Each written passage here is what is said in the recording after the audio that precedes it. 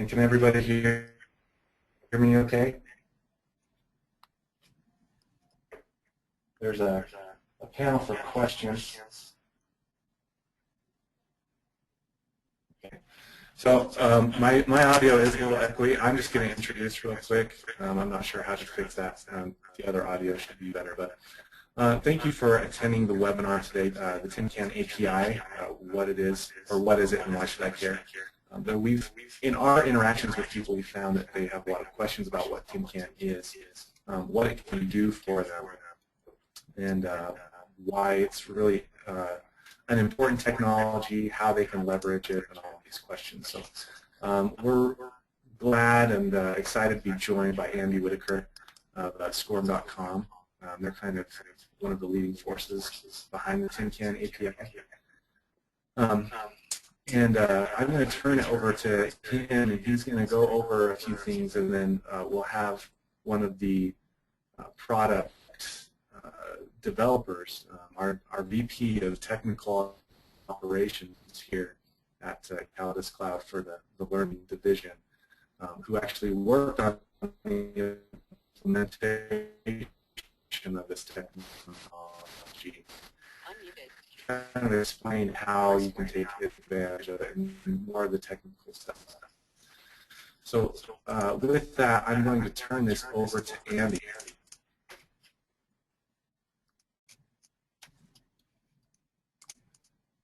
All right, thanks, Chris. Andy, you should have it. Okay, great. Can you see my my screen okay? Does it appear? Does it look good, Chris? All right, well, I'll just start. Okay, cool. I've got this blown up on my monitor, so hopefully everybody can see this okay. So thanks again, Chris, for inviting me to come and speak with all of you. I've got my contact information here on this first slide. I'll have it again on the back slide. And if you guys have any questions, canapi.com is a great place to go. We will help answer any questions from how do I implement this to what is this thing and how do I work with it. All of those things are fair game, so please feel free to visit our site or email me directly if you have any particular questions after this webinar that don't get answered today. So what are we talking about when we say the Can API? It's a big question. Some folks probably have a general sense of what it is, and other folks are maybe coming to this brand new. So I'll start sort of at its simplest place. Let me go back a slide. So really what we're talking about here when we talk about the Can API is plumbing. When you boil it down, the Can API is standardized plumbing between systems.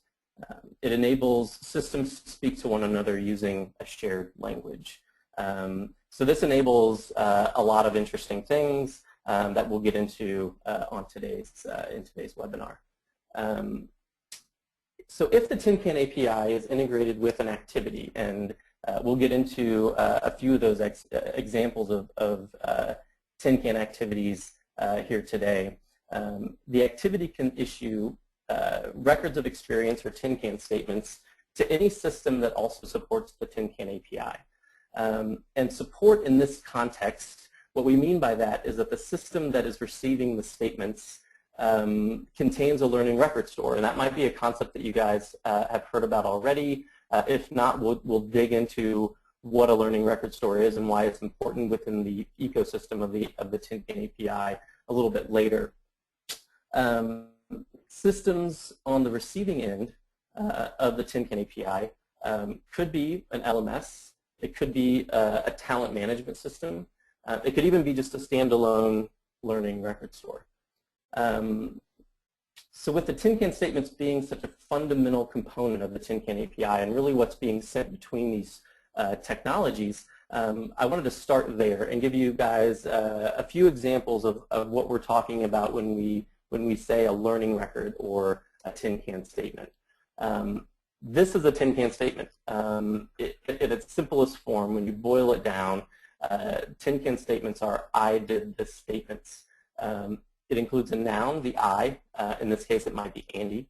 a verb, the did, and an object, of this.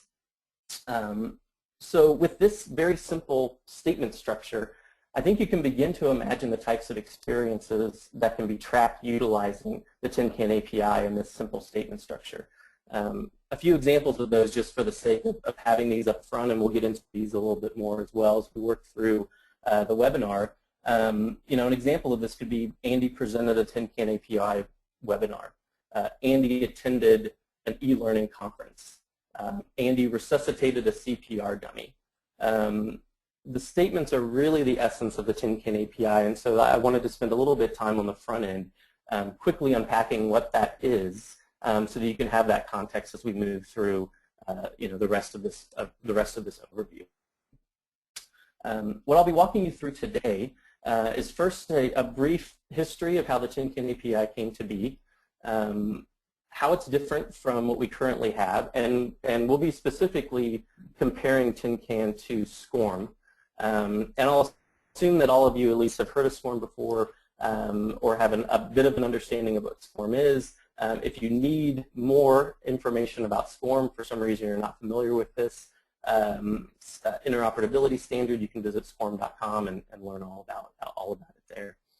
And lastly, we're going to be talking about you know, what does Can make possible that is either impossible or really, really hard to pull off with other standards, and specifically related to SCORM. So let's touch on the history real quick. About 2 years ago, ADL, who's an agency within the Department of Defense, they are the creators and stewards of SCORM. They issued a BAA, a broad agency announcement. You could think of it as a government research grant, asking for help realizing what the next generation of SCORM could be. So Rustici Software, having been working with the SCORM standard for about 10 years, we applied and were awarded the BAA, which actually became known internally as Project TinCan. We spent the next year or so interviewing key players in the e-learning and training industry, having endless conversations with our current LMS and authoring tool clients, studying a number of industry white papers, etc. All of this information merged into what was the initial draft of the Can API. So we'll take it from there. So we created the initial draft of the Can API and provided it back to ADL. They all collectively agreed that this was a good place to start, and something that they wanted to pursue further. In April of 2012, ADL had an official sort of kickoff webinar for the Can API. Basically, it was their way to sort of introduce this new technology into their community, and they got a lot of positive feedback during and after that kickoff webinar. Between April and June of 2012, Rustici Software, as well as the folks over at ADL, began working closely with folks that wanted to begin implementing the early version of the spec. And between April and June of 2012, we actually had about 15 to 20 early adopters actually be implementing then the current version of the spec into prototypes and different applications. June of 2012 was an important date because this was when MLearnCon happened in San Jose, and Aaron Silvers, the community director around the specification, made a formal announcement at MLearnCon that the Can API was going to be the way forward for ADL. It was a really important announcement and a pretty exciting thing to see. And at MLearnCon, we had about, again, 15 early adopters that were there being able to demonstrate their integrations and their applications that were taking advantage of the Can API. Between June and August, the spec community continued to work really hard, and they continue to work very hard today, evolving the spec and getting it to a point where it can actually be formally released as a 1.0 specification. But in August of 2012, the 0.95 version of the spec was released, and a couple of big things happened with respect to the specification itself. I won't get into the weeds too much on that, but one of the big things that happened with the release of the 0.95 specification was that verbs became open. So you could now basically choose any verb that you need to within the context of your organization. It brings a lot more freedom into the Tin Can API. And if you have, again, additional more technical questions about verbs or those types of things, it's definitely something that we can address for you after this webinar. From August until about the end of October, another big event happened, which was DevLearn 2012 out in Las Vegas. The exciting thing about DevLearn was that we saw almost a doubling of the number of adopters from the time that we had adopters present at LearnCon. So again, seeing a rapid number of adopters, rapid intake being one of those, and a number of LMSs and other authoring tools all participated in DevLearn and were showing off their Tin Can technology. So it's really, and again, an exciting event that the Tin Can API really played a big part in. We're continuing to see a lot of community participation in the spec. Again, the API is an open spec community, and folks are heavily involved, folks from Rust CC Software being among the community that are continuing to work on the spec and push it towards a 1.0 release. Mentioning that, currently we're still in a 0.95 version of the spec, and the goal is, the target for the 1.0 is around May of 2013. So we're only a few months away from having a 1.0 specification that will be rubber stamped by ADL, and moving on, continuing to be moved on and evolved into the future. But the 1.0 target date is a really important one. As you can imagine, a lot more vendors are likely to adopt and bring this support into their applications and their technology. So there's the history. There's sort of where we are today in the evolution of the specification. But let's get into the really interesting stuff, the why. Why did ADL want to look forward to the next version of SCORM? And really, that's the best place to start when answering the question of why. It's to first come back to the idea that Tin Can is the next generation of SCORM. And if you're familiar with SCORM, again, you're probably been frustrated by the standard, either on the content side or the LMS side potentially, and you're aware that there are some inherent challenges and limitations that are a part of the SCORM standard. A few of those, we won't touch on all of this because the list is probably longer than we have time for today, but a few of those really important ones that directly correlate to the Tin Can API are, with SCORM, you're looking typically at a single learner. That learner must be logged into an LMS to take the training. They're reliant on a constant internet connection. They're reliant on the web browser to serve the content of the activity. And there's a number of other limitations that we won't get into today. But those are some of the inherent challenges with SCORM that Tin Can was at least initially developed to help alleviate. So let's talk about some of these activities that the Tin Can API helps to make possible from a tracking standpoint that were either difficult or impossible to do with SCORM. So we'll start with mobile. Mobile's a really hot topic right now in the e-learning and training space. Everybody wants to have mobile added to their training programs. Now I'll start with saying that it is possible to provide SCORM courses or content through a mobile experience. You can have your user access a mobile browser. They can log into their LMS. They can launch the content. If the content is using mobile-friendly technology like JavaScript and HTML5, they can interact with that content, and the content can be sent back to the LMS, or the data learning records can be sent back to the LMS. But where Tin Can really shines when it comes to mobile is its ability to work outside of the browser. Tin Can, again, is no longer reliant on the browser to be able to track a learning activity. So this enables some pretty interesting things. Native mobile applications, iOS, Android, BlackBerry, whatever the case may be, those do not have typically a web browser as a part of their as a part of the application, but Tin can be implemented in those and be tracking learning experiences or activities that are happening within those native applications. Tapestry, which is both an Android and an iOS app by a company called Float Learning. They've been an early adopter since way back in the mLearnCon days, is a great example of this. It's a native application that allows you to track experiences that are recorded within that. Another benefit of the Can API, which we'll touch on again a little bit later, is its ability to track learning experiences in disconnected environments, meaning you could download a bit of content in your office, take your iPad out on the road, and if you don't have an internet connection, you could still interact with that content.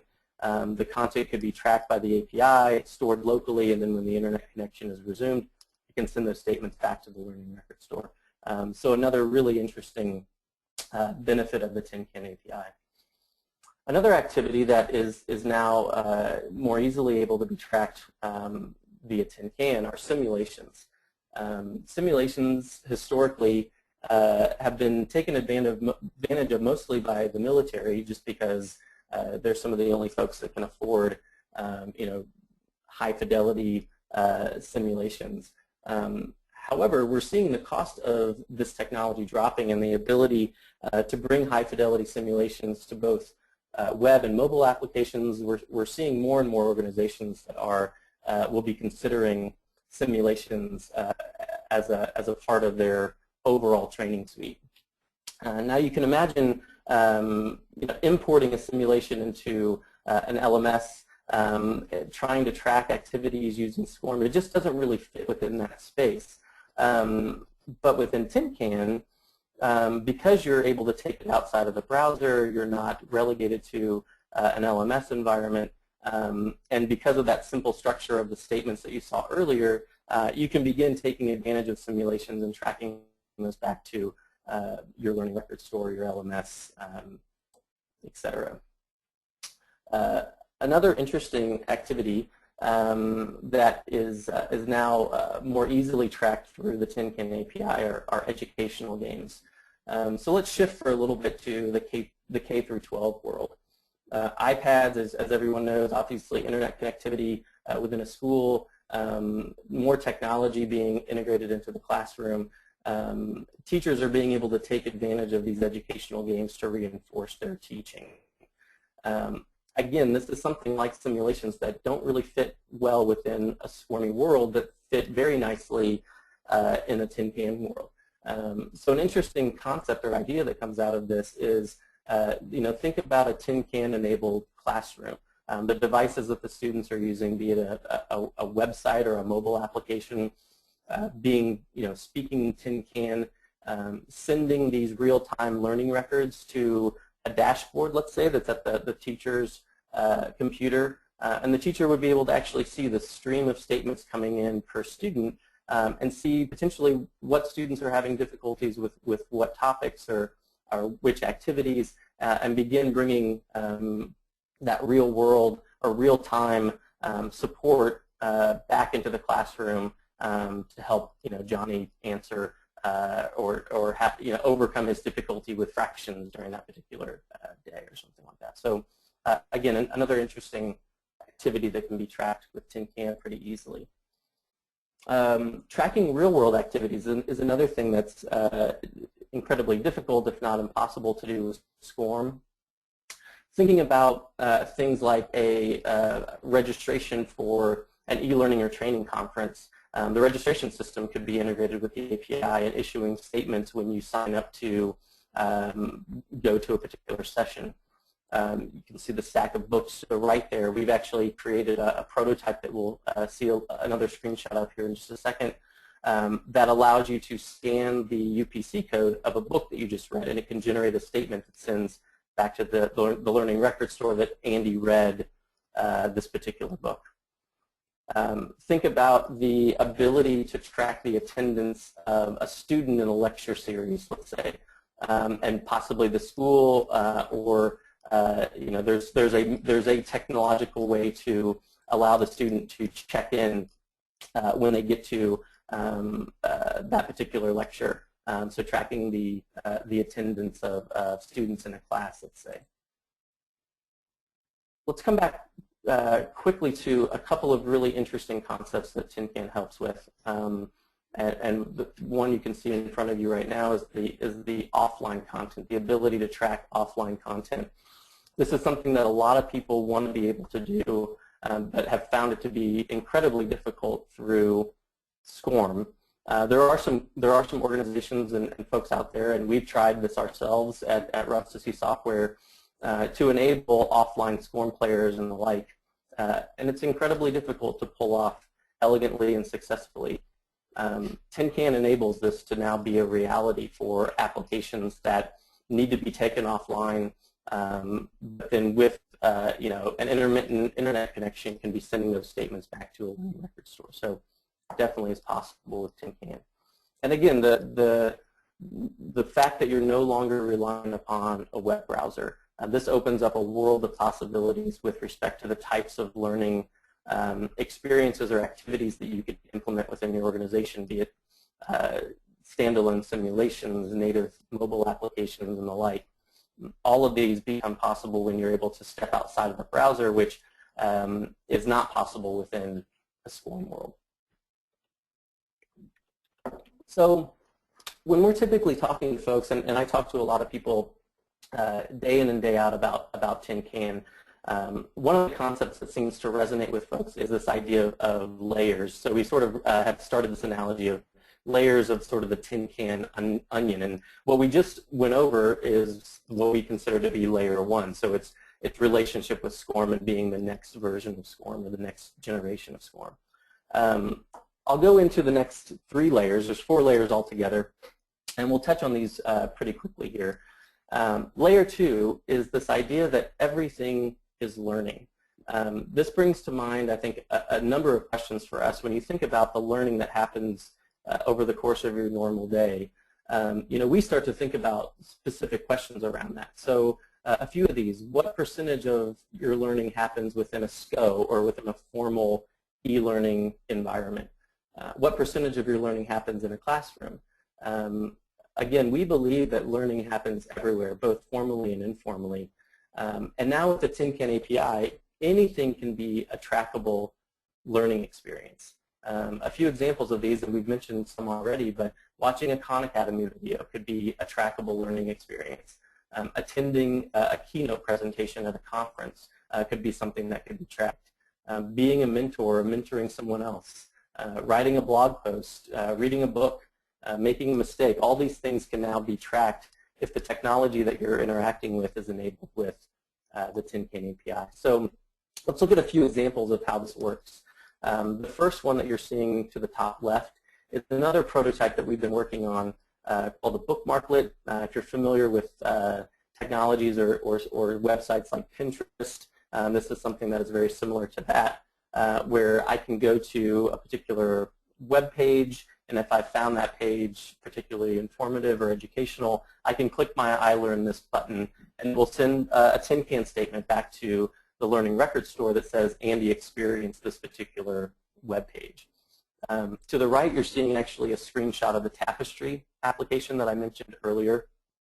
And we think of Tapestry, and they might not think of it this way, but the easiest way for us to sort of relate it to folks is this is sort of a Foursquare for informal learning experiences. So you can enter in or submit I learned this particular thing, and it ends up in your Tapestry stream, and your friends can see it and rate it and all those types of things. And this is an application that is already integrated with the Tin Can API and is able to issue statements every time you log a particular learning experience within that application. To the bottom left, this is a really early example of the book scanner prototype that we had, where again you're able to scan a UPC code on a book and it sends a statement back to your learning record store. So with this idea that learning is happening everywhere, there's a lot of challenges I think that come to mind for folks, and some big ones are how do we understand what is a true learning experience versus just noise? And I'm sure you guys are all for the most part familiar with Gangnam Style.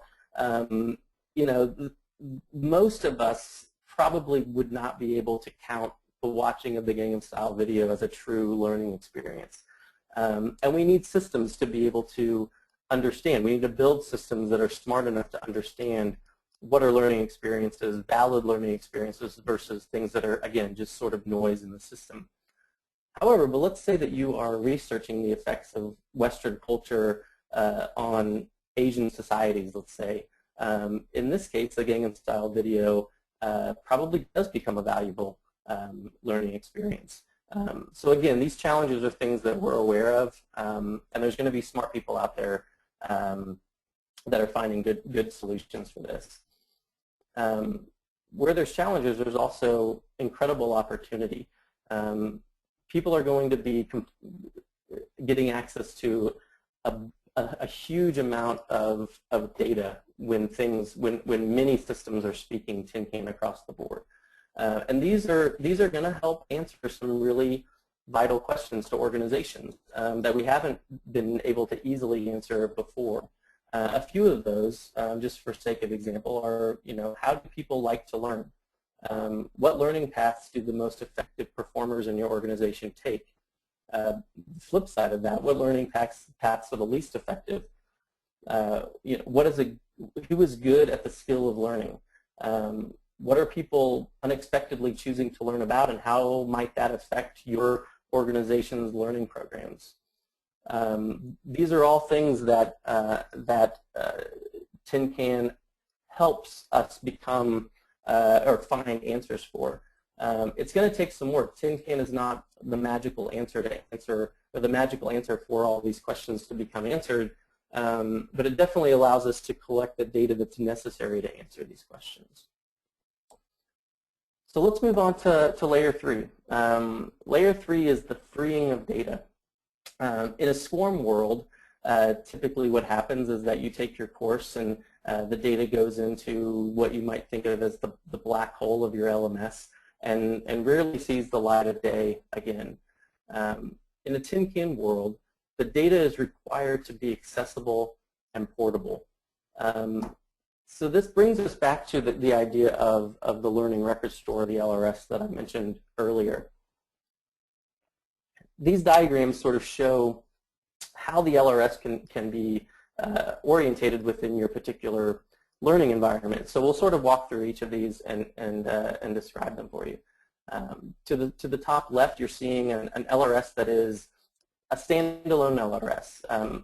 It's standing on its own, and it's being connected with all of these different learning activities that are out there that your organization might be having your employees or your staff or whoever engage with. So you have your courses, a web page, a game, a simulator. All of these things enabled by the Tin Can API can be sending Tin Can statements back to a standalone learning record store.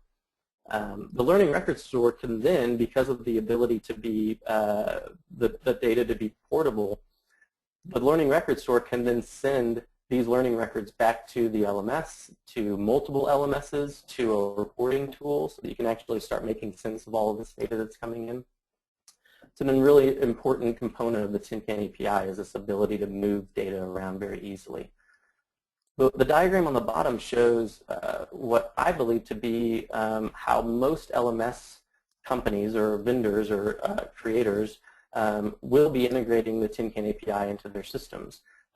You see that the LRS in these examples are actually tightly integrated with the LMS, and then also tightly integrated with the internal reporting platform that already lives within the LMS. Those are a few examples where the learning activity can come into the LRS that's integrated with the LMS and send that data directly into the existing reporting technology to allow the organization start to make sense of all of these learning records.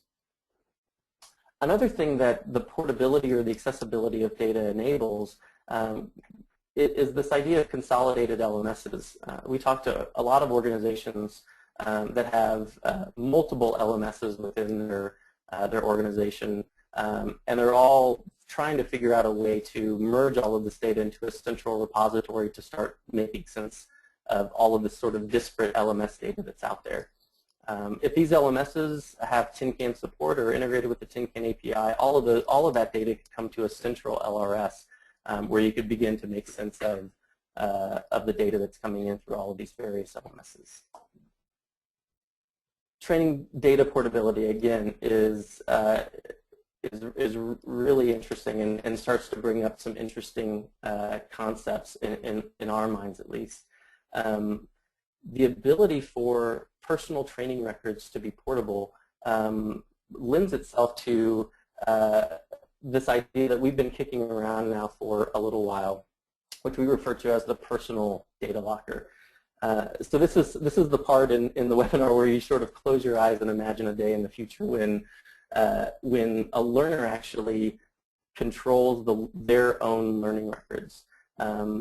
Now, we're not naive. We understand that there are a number of challenges and obstacles ahead of this particular concept, but we really like the idea of the learner actually owning their own learning records and deciding who gets access to that.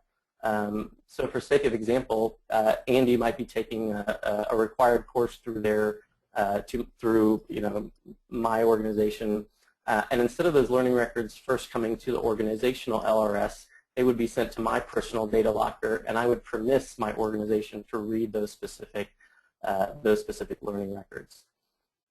Now you can easily see the benefits, I think, on the learner side of things. You get all of your learning information. You're able to take that with you. This could potentially replace your sort of more traditional resume in a sense. There's a lot of benefits on the learner side that I think you can easily jump to. But we also think that there's some benefits on the organizational side as well. You're able to start to see the holistic view of the learning that's happened with a new hire, let's say. And the possibility that this may alleviate some redundant training because you're able to actually see the training that's taken place before. So we do think that there are some benefits both on the learner side and the organizational side with respect to this concept of the learner owning and being able to take their learning records with them. Layer 4 is sort of what we would call sort of the holy grail of what's possible with the Tin Can API, and it's the correlation of performance data with training data. I won't get too deep into this, but I'll give you an example just to sort of paint this picture a little bit more. Think about all the systems that you have within your organization and what would be possible if all of these systems were speaking the same language. So a really easy place to jump to here is a sales department, and your salespeople are interacting with, let's say, Salesforce on a regular basis, and they're also taking sales training or performance support or any type of training or performance support on the training side. Andy, let's say, is opening a lot of new opportunities, closing a lot of opportunities, and doing a really good job, and you're able to sort of track and see all of that happening on the Salesforce side of things. How does my ability to do a good job on the sales side of things, how is that affected or have been affected by the training that's happening on the other side? What if you have a salesperson that's having a very difficult time filling their pipeline or closing deals? Is there something happening on the training side that isn't getting them what they need in order to do a good job on the sales side? So being able to merge this training data with your performance data, we think is that critical missing piece in a lot of organizations today, and being able to correlate that once these systems and if these systems are speaking the same language, it becomes to be possible with the Tin Can API. So we've talked about a lot here with respect to the API. It's a good overview. What I want to leave you with respect to Tin Can is that it's real and it's happening today. Rapid Intake is taking advantage of the Tin Can API, and Steve will be able to talk to you more about that as he jumps in. This slide is a little bit out of date, but if you're interested in seeing the adopters that Rustici software is at least familiar with, people that have let us know that they've adopted and have a demonstrable implementation of the API, you can come to tincanapi.com and look for the adopters page. But things are happening. Organizations, technology vendors are adopting the Tin Can API. And it's really exciting to see the pace in which adoption has happened. You know, previous standards, you know, there are a lot of even LMS vendors out there that have not taken the jump or even transitioned over to Swarm 2004. It just typically takes a long time for these things to be adopted, and Tin Can is different than that. It's very easy to implement for the most part, and we're seeing a lot of companies wanting to take advantage of that. A lot of tools wanting to take advantage of that. From our side, as sort of a Tin Can strategist or evangelist at Rusty Software, I actually looked in our CRM application right before this webinar, and I counted about 250 active conversations happening about Tin Can. Those are with, you know, vendors looking to implement it in their technology. A lot of those are with just, you know, instructional designers or training department leads that are just trying to wrap their head around what this is. So it's really exciting, and it's moving at an incredible pace. We'd love for you guys to be able to take advantage of it as quickly as possible. So here again is my contact information. I know that we're going to be fielding some questions towards the end of this webinar, but if you have any questions for me afterwards that maybe don't get answered today, feel free to email me, tweet me, come to tincanapi.com and submit a contact form. We're here to help. We want to help and get people taking advantage of this new technology. So with that, I'll pass it back to you. Want me to pass it back to you, Chris? Was Steve able to come on board?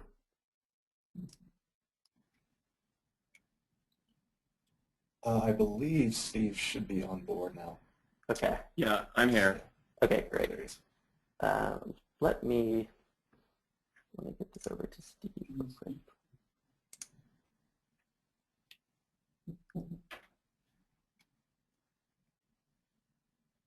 All right, Steve, you should be.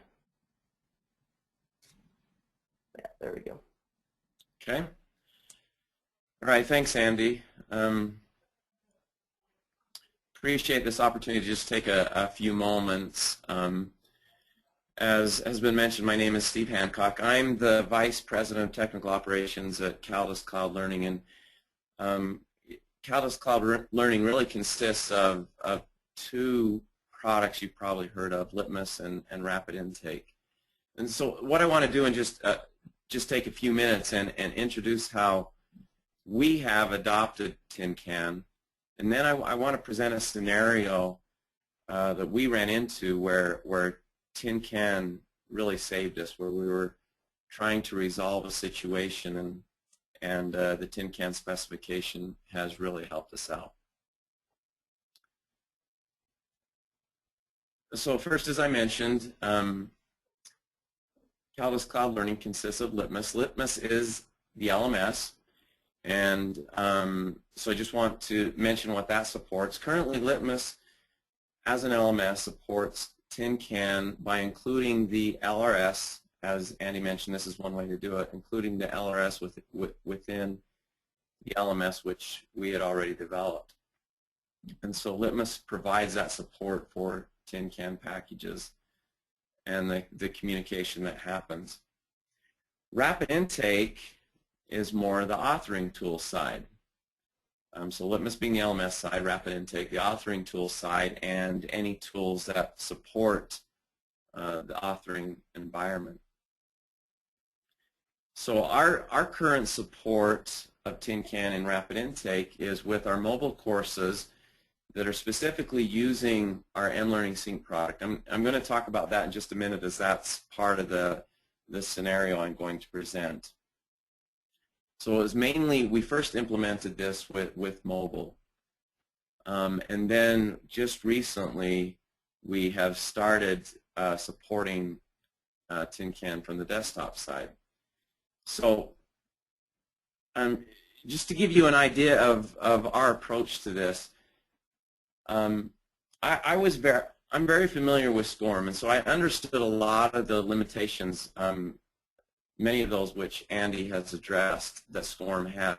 And so when I first started learning about Tin Can, my first concern was that we wanted our products to be compliant with Tin Can because it's a new standard and it was talked about as the next generation of SCORM, so we wanted to make sure that we were supporting that. But then as I got in and started learning more about Tin Can, I realized that Tin Can offers a lot more than what we were doing with SCORM, and so that became very exciting. So with the discussion of what we're currently supporting with Tin Can, I want to say that this is really a first step to support. Andy presented a lot of other things that can be done with Tin Can, and we wanted to first support that standard, and then we want to move beyond that and start taking advantage of some of those other things. For example, Rapid Intake as an authoring tool allows you to include games and more advanced interactions.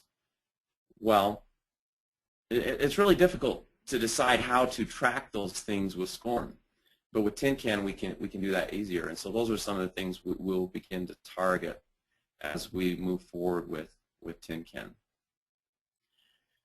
So that's our current support, but let me present a situation that we ran into when we were, and this has to do with delivering mobile content, mobile learning.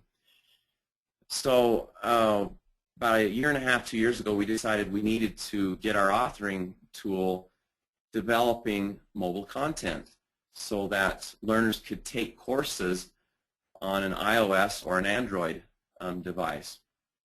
And so we built that into our authoring tool. But on the first release, basically the way that worked is they had to be connected.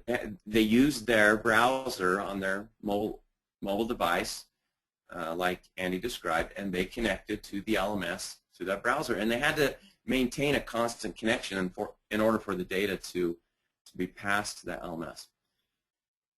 Well, we knew that was a limitation with mobile devices. We knew that we had to somehow come up with a way to do the learning in a disconnected environment, because with mobile devices, you're very frequently you can be disconnected. And so we built at that point our mLearning Sync application, and this was before I think we had heard of Tin Can, but we didn't know much about it. And so we built mLearning Sync, and that really consisted of two parts. There was a server environment, and there was a mobile app which they would put on their mobile device. So it installed that mobile app. They would download a course. They would be able to take the course offline, and then using mLearning Sync, they'd be able to sync that data up once they had a connection. And that worked fairly well. And it was about this time that we started learning about Tin Can. Well, it was also about this time that we started getting some of the first clients using mLearning Sync. And what we found out was that those initial clients, they didn't want that data sitting on the mLearning Sync server. They had been using their favorite LMS for many years, and they wanted to be able to sync that data or have that data with their LMS. And so our initial solution was we said, okay, we'll contract with you to build some sort of connection between mLearning Sync and the LMS to pass the data. Well, you can imagine that's an expensive and time-consuming solution. Well, Tin Can made it so that we could bypass that expensive and time-consuming solution. So coming up probably in the next month, one of our clients is going to implement a solution where they're using mLearning Sync and they're using the mobile app to track their learning offline.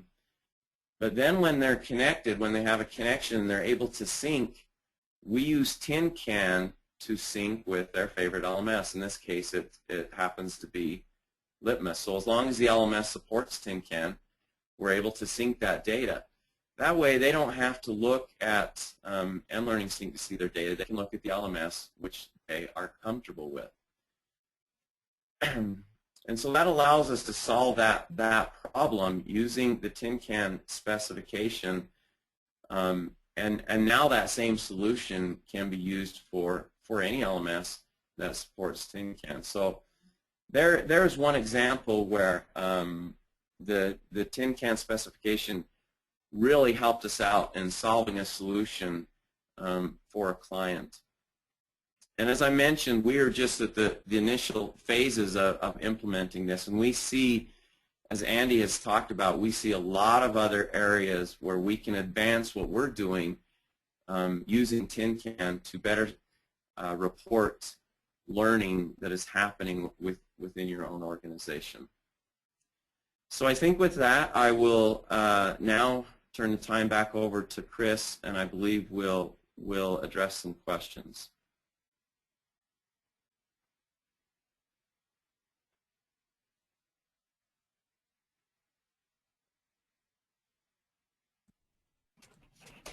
Okay, so yeah, we'll take some time to answer some of the questions.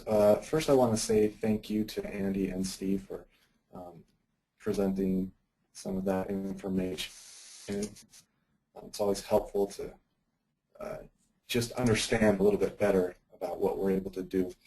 So if you have any questions, there's a questions panel in your GoToWebinar interface. You can just enter your questions there. We'll take a few minutes, go through these. I've been collecting some up throughout the webinar. I apologize, I haven't replied to any of them. I'm going to let Andy and Steve do that based on their expertise. The first one that we have, and also one thing that I do want to say is that we are recording this webinar, and we will send a link to that recording out next week. So one question, and this is from Mary. She says, how do you get the data without an internet connection? I guess, Andy, do you feel comfortable answering that one? Yeah, and Steve, you could potentially elaborate on this since you guys have actually implemented this. But the idea is the application itself is required to store those data, those statements when the application is offline. So there has to be a local storage mechanism within the application. And then when the connection is resumed, the tin can API is then capable of sending those statements back to the LRS connected to that particular application. I don't know, Steve, if you want to get any more technical than that at this point, but that's my understanding is the general idea behind it. Yeah, so that's basically what we did. Is we did it by choosing to create a mobile app, and so that app resides on the mobile device, and that app can store data while they're disconnected, and then when they reconnect, the app can use tin can statements to send that data back. Okay. The next question, this is from Mark, and this is more of an adoption question from SAP, which I believe is a business management software. And Andy, I think this is for you. They're just curious if you know if SAP will be adopting tin can. So yeah, anytime we get questions about adoption, our typical sort of canned answer is, you know, we can't speak to any sort of formal announcements by a vendor unless they've sort of publicly proclaimed their support. You know, we're having conversations on a regular basis with numerous organizations out there about bringing tin can support into their technologies. I haven't personally had a conversation with any representative from SAP, but that doesn't mean that Mike or Tim or Chris on our team hasn't. So it's hard to say. What we typically recommend for folks, if you have a technology and you're wanting to take advantage of tin can, we encourage folks to be cage rattlers. So call up your representative from that particular organization and let them know that tin can is something that you want to be on their development roadmap, and and nudge them to move in that direction. Okay, this next question is from Kurt. It says, for the mobile environment, would the LRS be loaded on the device to capture data offline and then sync when connected? So I think this one was kind of answered before. You can do it in a few different ways. The LRS, by my understanding, and correct me if I'm wrong, the LRS is a type of server or application. How does that function? That's right. So, what's the relationship LRS, there, Andy? Yeah, it's typically residing on a server, be it in the cloud or within a local environment. So yeah, the mobile application itself is typically the technology that's capturing the offline tin can generated statements, and then once that connection is resumed, the tin can API forwards those statements along to the LRS. So Chris, if I could just add one thing to that, since it's follow-up on that last question. We chose to store that data locally using an app before sending it to the LRS, which is on the server. But HTML5 is a way to do that as well, because HTML5 does support storing content offline. So there's a lot of different approaches to how that can be done, storing the data offline. Okay. This next question is from Tim. He says, is there a way to organize tin can statements into learning or performance objectives? Have classifiers looking for certain types of statements to see if objectives have been completed? So yeah, the short answer to that is yes. Let's see. Let me look over that one more time. Classifier. Yeah. So you know, we have an example of this on our personal data locker prototype that we've developed. It's called Watershed. You can actually access it at watershed.ws. And there are, we've actually implemented and integrated the Mozilla Open Badges framework. And I think this gets to Tim's question around being able to recognize statements that are coming in that then get assigned to a particular certification or completion of an objective, let's say. So there's actually a real-world implementation that we've done. Again, it's an early prototype, but for folks that want to sort of see something like that in action, watershed.ws is out there and able to be played with today. Okay, and this one is for Steve. This is specifically about mLearning Sync. This is from Kurt. He says, does CallidusCloud mLearning Sync support a custom branded app for learning? If I'm a school, I would like to have our own learning app giving access for our students to a variety of courses. Yes, we do support that. So basically, if you go with mLearning Sync, you would have your own app for your organization, is the idea. And sort of follow-up to that, also from Kurt, does mLearning Sync then connect with Litmus LMS on the back end? Well, mLearning Sync as a back end is not the Litmus LMS, but in the example I gave, using Tin Can, we can send that data to the Litmus LMS, or it could be any other LMS that has a Tin Can LRS as a part of it, or it simply could be a Tin Can LRS for that matter. Okay, this one is from Jeremy. How many LMSs currently support Tin Can, and what is the adoption forecast? So I'm familiar currently with about 20 to 30. Again, probably the best place to go for the answers to this type of question is on tincanapi.com at the adopter section. There's abilities to filter by category, and LRS is one of those. So you can at least see the ones that we are currently aware of today. Rusty Software has been historically in the LMS space for a long time. We don't create an LMS ourselves, but we help LMSs become SCORM and standards conformant. So part of what we've been working with our clients on is upgrading them on the solution that we already provide them. We're working with about 150 LMSs today, and in the process of working through upgrades with a good number of those. So my prediction personally is that you'll see a larger number of LMSs, including support for Tin Can, once the 1.0 version of the specification is released. I think a good number of them are waiting for that sort of rubber-stamped version before they put energy into either implementing it themselves or working with a company like us to bring them Tin Can support into their technology. Okay, and this question from Mike, is there a Tin Can SDK for mobile developers? That's a really good question. And we're at Rusty Software, we're actually working on a couple of those, one for iOS and one for Android.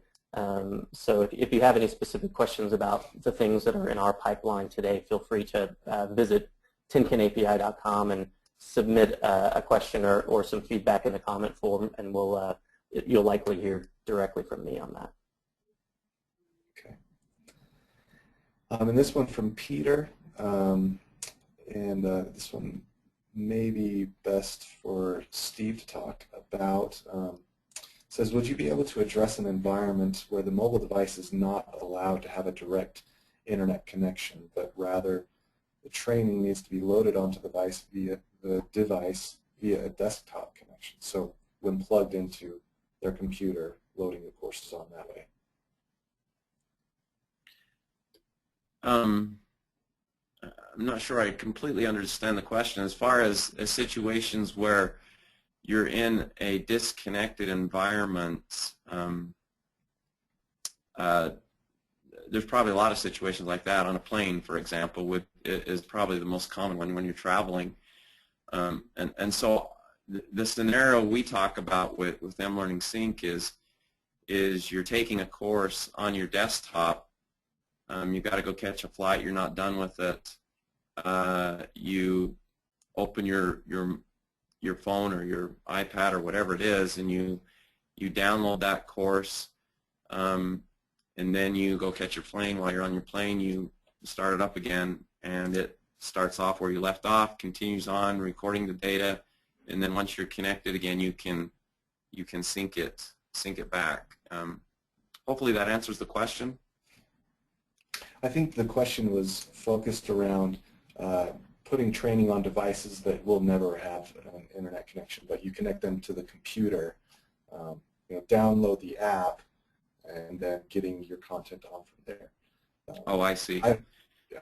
We haven't addressed that specific situation with mLearning Sync. It's probably the best way to answer that right now. We haven't solved that one.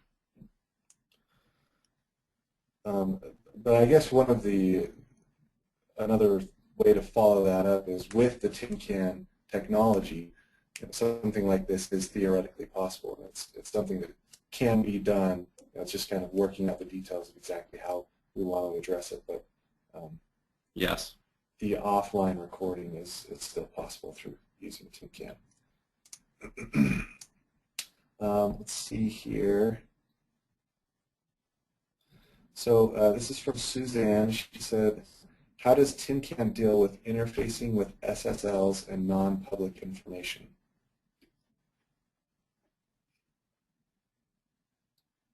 And I guess, Andy, are you comfortable with that one? Interfacing with SSL. So if you're talking about content that lives that's either behind a security firewall, something that's not out, but maybe within an organizational intranet or something like that, it functions the same way in that environment as it would in more of a public application or web page. And I don't know if I'm answering her question specifically, but the technology that would be, or the content would need to be integrated with the API, and then as the user is interacting with that content, the learning records, the tin can statements are sent back to a learning record store. And in this case, it would likely be a locally installed learning record store specifically for that organization, and not something that's living in the cloud or something like that. And Andy, this one's also for you. This is Christos. It says, since Tin Can is so different than SCORM, how big is the transition learning curve? So that's a good question. They are different. Obviously, it's not an extension of SCORM. It is a different specification. We've found though that with developers or folks that are familiar with SCORM, if you have become proficient or relatively proficient with the SCORM standard, you should find the Tin Can API much easier to transition to, or much easier to deal with. It's a much shorter spec. I think it's written in a way that is easy to digest. I think the fact that so many technologies have adopted it so quickly and continue to do so is a testament to how relatively easy it is to implement, specifically on I think when it comes to the activity side. We've seen some vendors that have implemented the Tin Can API with a single web application in a matter of a couple of weeks. Now that's an early implementation. It's not maybe not taking full advantage of everything that the Tin Can API enables, but it was still relatively straightforward for them to implement. And there's a really nice community around the Tin Can API. So I would encourage anybody that's looking to implement it themselves, ask questions of us at tincanapi.com is a good place to start. You can join the ADL Google groups. There's an implementers Google group that all of those folks there are incredibly helpful and willing to help folks with any sort of questions or implementation issues that they're running into as well. Yes, I was going to point out, we have quite a few questions out, specific implementation steps. So for anybody who is wondering how to actually go through the process of implementation, again, you can contact our friends over at scorm.com and they can help with that, or look into tools that have already implemented it, CallidusCloud and a range of other tools out there.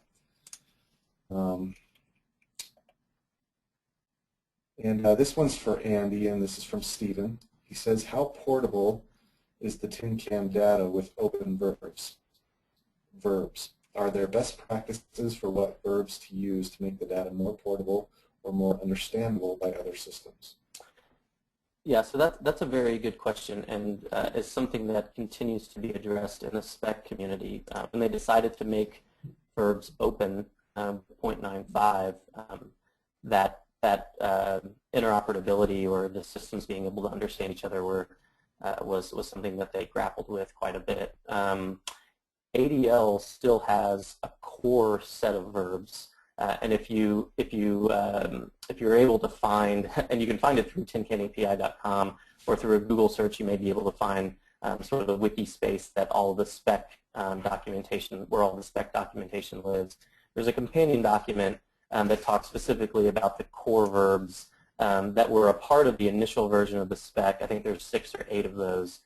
That the community is encouraging people to use those verbs as much as they can, but understand that those 6 or 7 verbs are not going to take care of everything. So there are some best practices in place. Every verb has to have, and we're getting a little bit on the technical side here, but every verb has to have a unique URI associated with it, and ideally that URI basically takes you to a web page that offers the definition that you're giving for that specific verb. I know that there's a number of verb registries that are, I believe ADL is trying to bring together sort of that core verb registry that folks can be able to query against to see if verbs already exist in the space, those types of things. So there are some tools and best practices that I think are evolving as the spec moves towards a 1.0, but that is a concern. The openness of verbs is something that people that are implementing it need to be mindful of, so that systems can really talk well with one another and understand what they're saying when they refer to a specific verb or even an specific activity. And what was the anticipated time frame for version 1 again, Andy? So version 1, right now, I believe the last I heard was sometime in May of 2013. And once that happens, ADL is actually going to be handing that over to a standards governing body. So they won't be managing the spec from that point once it's a 1.0. They haven't pinned down which standards body they'll be passing it over to, but the standards body will then manage the spec or steward the spec moving forward. And I assume that a lot of people that are in the spec community will continue to be involved as it continues to evolve to 1.2 or wherever it goes from there. Okay. Well, there are a few more questions that are trickling in, but we need to go ahead and end right now. Thank you, everybody, for attending. Again, any questions that you have, you can contact our friends at Squirm.com or contact us. Again, tincan@rapidintake.com or the phone number there. We're happy to answer any questions that you have, or if you have any questions about CallidusCloud learning tools and how you can leverage this new technology using those tools, we'd be happy to talk with you more about that. So have a great day and happy holidays.